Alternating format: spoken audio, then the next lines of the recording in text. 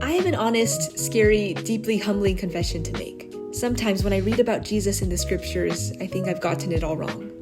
When I read about how Jesus asked his followers to drop everything and follow him, I question whether I really dropped everything. When I read about how Jesus said not to even bury your father before following him, I question how much I often value my family over Jesus.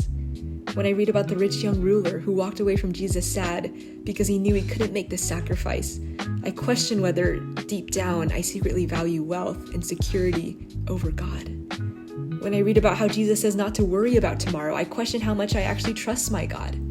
When I read the Beatitudes, how Jesus said, the poor, those who mourn, and those who are persecuted are the ones who inherit the kingdom of God, I think about how my life is often the opposite of poor, mournful, and persecuted.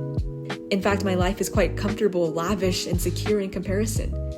And that deeply bothers me. And I wrestle with living in the privileged circumstances I was born into while holding in my hands a gospel that seems to show Jesus' preferential care for the poor, the marginalized, and the persecuted. I wrestle with the fact that Jesus said it's easier for a camel to go through the eye of a needle than for a rich man to enter the kingdom of God. I grieve that it's the narrow gate we enter, not the wide one.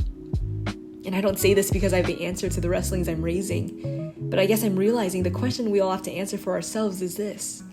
Is the life Jesus models and preaches about in the Gospels the life we actually believe he calls us to live? Because if Jesus really meant what he said, if we are supposed to live the way he both modeled and preached, then we here in 21st century America with our nice homes, expensive clothing, capitalistic society, comfort, and privilege might be doing something drastically wrong. So what's the answer? Should we sell all our possessions and live on the streets? Should we stop striving for wealth, success, and comfort altogether? I don't know. Maybe. That would be crazy, irresponsible in the world's eyes, foolish even.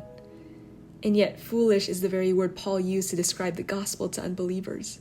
The gospel was always meant to be countercultural. I know I'm far from perfect, and if I'm honest, even as I keep wrestling with these things, I'll probably still be very far from it by the end of my life. But I love Jesus so deeply. I long to be like him so much that I want to keep moving toward his example, slowly, imperfectly, but intentionally every single day. Not because I think it makes me more worthy in God's eyes, not because I think it gives me a higher standing before him, but because I believe God when he says that the life he calls us to live, the one marked by surrender, sacrifice, and self-denial, is the abundant life. It's the paradoxical, upside-down, countercultural life that the world calls foolish, but that Jesus calls faithful. And that's the life I want. That's the life I'm after.